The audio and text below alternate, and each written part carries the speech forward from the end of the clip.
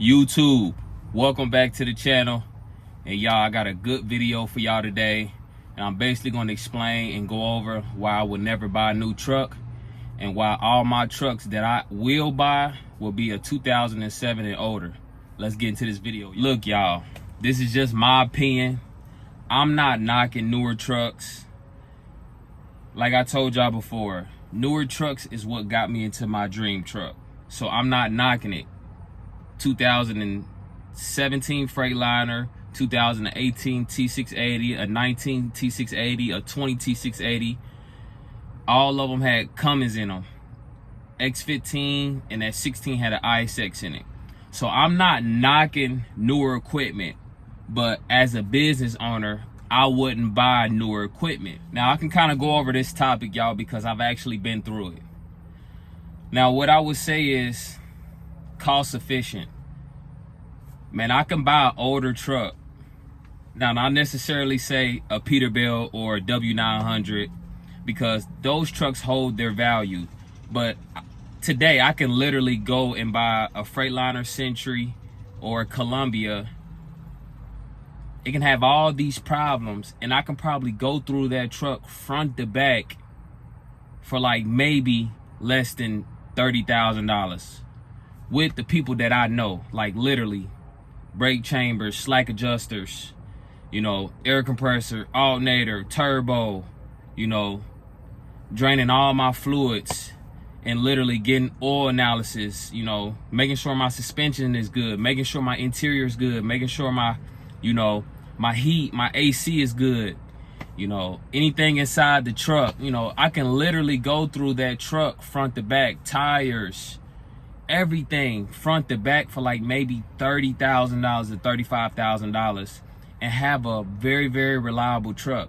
If the engine is not showing signs of, wear or, it's getting old, I can literally go through that truck $30,000 to $35,000 and have a very, very reliable truck. People look at people's trucks and be like, the paint is not good or you got rust on the suspension. That's not what makes the trucks. It's the components that drive the truck. If your air system is good, your suspension is good, your transmission, your motor, your rear ends is good, you have a reliable truck. It's not about the paint job or, he has rust on his frame. It's not about that. It's about the components that drive the truck. So I feel like me getting into business, if I was to do it over and I didn't want to get a Peterbilt, I would get me a fuel efficient older truck like the truck I just said and put money into the components that drive the truck, that makes the truck reliable, doing those things, and come out on top and saving all of that money, what I might do within that year or so, and then maybe going to go get my dream truck. Because this truck that somebody said, oh, you got a raggedy truck, but in reality of somebody that's mechanically inclined or a DOT officer that might inspect your truck and see it and say that, man, you got a nice truck because it's mechanically inclined. It's going to get you down the road. It's going to keep you off the side of the road. So I say that you don't have to go buy a brand new truck, because people get in your head and say like, you need to go and just invest into a brand new truck. Don't buy an old truck because you're going to have breakdowns. It's old. Components are old. You can go through a truck, buy a Columbia for maybe 15, 20,000, have a rebuild on it and put another 20, 25,000, maybe 30,000. If you really, really want to have that truck really reliable and put that money into it. So let's say you $45,000, $50,000 into that truck with you purchasing that truck. So 15,000, another 30,000. So you have 45,000 and you have a reliable truck that's going to last you years down the road, to where like you're netting 100,000, 150,000. Depends on what your expenses is after fuel, after all of your expenses, after taxes, depending on what type of year you have, and it's paid for. That's going to pay for what you really want, your dream truck, getting you to that Peterbilt 379 or that W900. Or if you do want to, maybe put down $50,000, $60,000, $70,000 on a brand new truck in business. I feel like coming in, that's the smartest way to do it, and not putting yourself in so much debt coming in. Coming in as a business owner, you putting yourself in so much debt. You get a brand new truck, you put down $20,000 or $10,000. Now you got this big note over your head, $2,200, $3,000 a month. You put down money on a brand new trailer, and you got this big old note on your head with the trailer too. Also, now you got insurance. You're trying to set up your authority. You're trying to get ahead in business and not, stay in one place because you're making all these payments. You're not making really much money. You're just making money to pay your equipment off, pay your expenses off, pay your fixed and your variable costs. So that's a topic to where cost efficient and getting an older truck can really take you to the next level, y'all. And I believe in that formula can really take you to the next level. Don't be so stuck on, trucks like this, because trucks like this can really bankrupt you if you don't have the money and the means to maintain and pay the note on trucks like this. So I believe in getting in debt free and putting your money into older equipment and making sure it runs you down the road. So that's why I'm with, like, buying older trucks and, investing your money into older trucks, making sure it's very, very reliable, and it's going to get you to the money. You don't have to buy a newer truck that's going to, put you in, debt, or, let's just say you got in when trucking was great and you felt like you could possibly pay everything off, and, trucking was going to be great forever. And now you got this high note, and trucking is not where, people expect it to be, or people that just got into trucking and don't really know much about trucking and thinking trucking is just going to stay on this high level that we were at in that COVID year, and they don't understand trucking. They just think trucking is just, you make all this money. They don't understand trucking has levels to where you might have a good few years, and then we might have, a few bad years, and they don't understand that, and they just think trucking is just going to be, it's just going to be great. As long as I'm gonna make all this money. It don't go like that. So cost efficient is something that I really look at when getting into trucking, and really can have a great truck and not spend a whole bunch of money. All right, y'all. Another one for me is reliability. Man, being able to consistently run your truck and not have breakdowns is very, very important in this business. If you're constantly having breakdowns and you can't be consistent in running freight down this road, it's going to be very, very tough. Not saying you're not going to survive, because it's possible, but you have to have a bank account set up for breakdowns. Anything happens, you got to have a nice amount of money. I believe in having enough money to rebuild your engine, enough money to buy a brand new transmission, and enough money to replace your rear ends.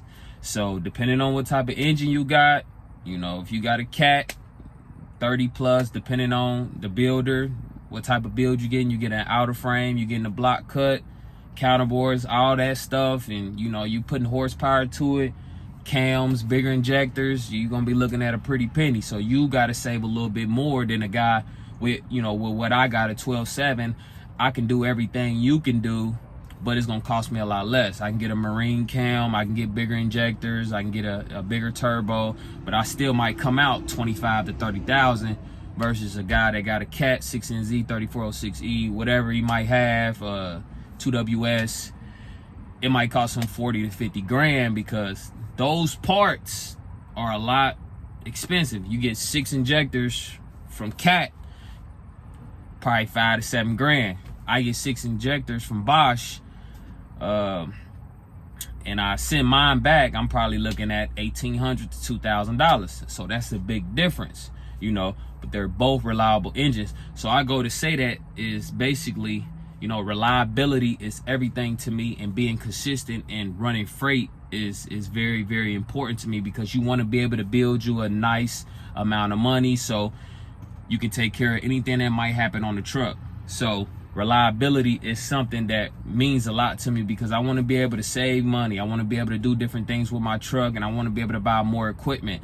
So when you get to the newer equipment and they put all of this stuff on there from EGR, DOC, DPF, DEF, all this stuff that I feel like chokes the engine and stops it from breathing and just recirculate everything in there and burns everything off. It's supposed to do its job, and it's supposed to reduce NOx and all these different things from stuff flying outside your stacks and polluting the air, blase. I don't know, but all of that stuff is just more problems for your engine, and I really feel like it reduces the life of an engine. So like the older Cummins, y'all, can probably go easily 800 to over 1 million miles and not have big problems to where it's going to cost you a lot of money. Don't get me wrong, all engines have problems. You can throw a rod through the block, in an older engine. You can have injector problems, you can have different things like that. That just comes with the game. But in order for your engine to really last, you have to take care of it. Don't do what the books say. Don't do the recommended mileage as far as oil changes and different things like that. Pay attention to your engine, do your pre-trips, check your oil and do different things like that, and just check everything around the engine, because you got to think about everything in that front cover, everything that's gear driven. You got to pay attention to all of that, from the air compressor, the water pump. A lot of that stuff is gear driven, so a lot of that stuff can mess up your front cover if you're not paying attention to it. You're not hearing things, so you got to really do your due diligence on your engine. And with these newer engines, man, they just, in my opinion, they're just not reliable like the older engines. So I felt like I didn't think I really wanted to invest into it, because it's like, if I wanted that engine, I'm going to get a brand new engine that's I know I took care of. I'm not going to buy a Cummins X15 that got 700,000 miles on it, and that's basically the life of that engine, depending on how that person took care of it. And I'm not saying that those engines don't get over 1 million miles, because it's people out there that got those engines to 1 million miles plus with no problems, because they took care of that, and they also took care of that system that's on that engine to stop extra stuff from coming out of the stacks and polluting the air. So I'm not saying that it's a bad purchase. I just wouldn't purchase it if I'm starting in business brand new. I solely believe that pre-emission is going to take me to the next level, and it can possibly take the next person to the next level if they take care of it and they do their due diligence on their engine, pay attention to their engine, know when their engine is going through something, and don't throw it off. They take care of it. And I believe that's what any engine, but every engine is spec to do something different. Like if you got a 600-700 horsepower cat, more than likely you're not going to be pulling dry van. It just makes no sense to be pulling dry van. More than likely you're going to be pulling a low boy or RGN, and you're going to be doing heavy haul stuff. That just wouldn't make sense. You got a drive in, you pulling general freight with 600-700 horsepower, and you just blowing smoke air. Like, that just don't make sense. I got a 600 horsepower Detroit, but I got the horsepower there if I need it. I don't use the horsepower every day just to go up and down these roads and I'm just pulling reefer. Now, it's a lot of guys that pull reefer and got big horsepower, but I only use it if it's necessary in certain situations. I'm not trying to blow up my engine. I'm not trying to do unnecessary stuff that can cause my engine to have problems.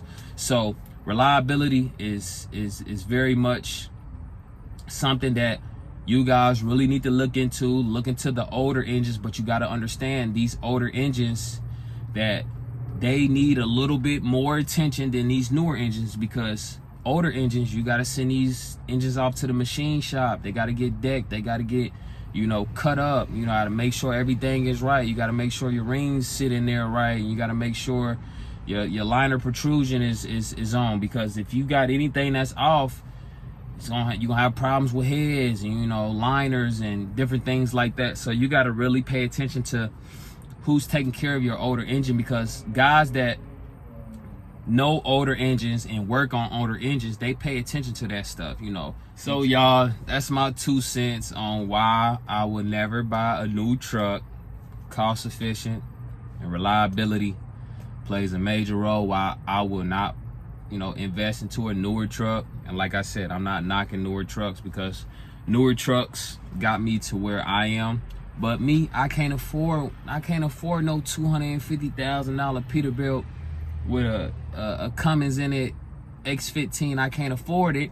And at the same time, I like blowing black smoke, and I like pre-emissions. You know, I like not having no ELD, and I like having that option. And, you know, most of my guys, you know, the guys that I deal with, my mechanics, they don't mess with the new stuff. They like the old stuff, and that's what they like working on. And, you know, they enjoy working on the older equipment. You know, not saying they won't work on the newer equipment. They just enjoy working on the older equipment. And, you know, I'm a younger guy, but man, I'll tell you this, I hate the sound of a newer truck. They super quiet, they don't make no noise, and I like loud pipes, I like loud jakes.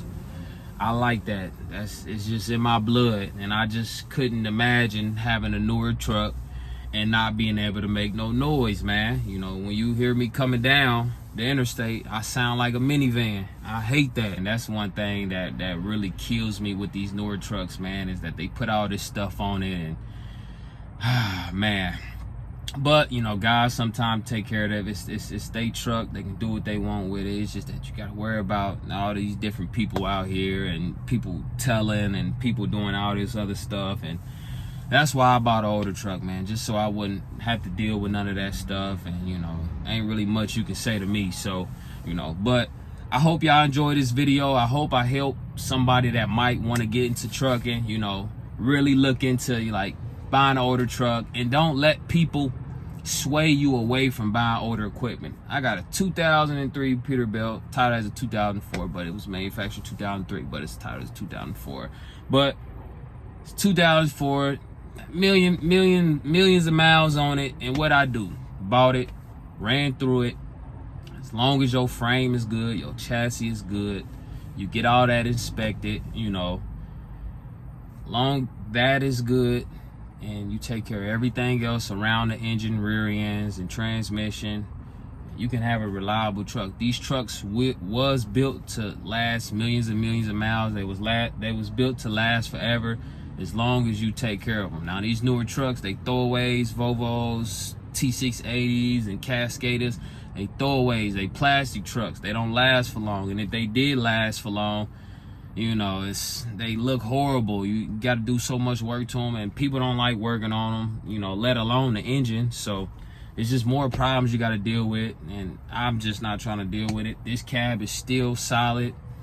The actual bunk is solid, and you can go through all of this and rip all of this out and just, you know, put new, you know, you could put sound deadener in it, and, you know, take care of everything, and put new installation in, and, you know, reskin it, and, you know, put new huck bolts and all this other stuff into it, and you got a brand new sleeper and a brand new cab. You know, it's people that do it, people that take care of that stuff. So I hope y'all enjoyed the video, man. You know, I like going over stuff like this, and, you know, we're gonna get back to work on Monday. We're gonna get back to doing what we do and taking care of this stuff and trying to make this money, and one day getting that flatbed. I'm looking at a Mack, and I'm looking at a Rittenau, you know, with the lift axle. So we'll see what we can do, y'all. But like, comment, subscribe. I appreciate all y'all. I love all y'all, man. Hit that post notification bell so y'all get a notification every time I drop a brand new video, man. And I'll see y'all in the next video.